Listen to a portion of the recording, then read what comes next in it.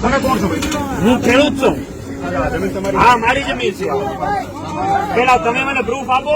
સાહેબ, તમે મારા ખેતરમાં ઉભા છો, હું તમારા ખેતરે નથી ઉભો. ભાઈ કામ ચાલુ રાખજે ભાઈ.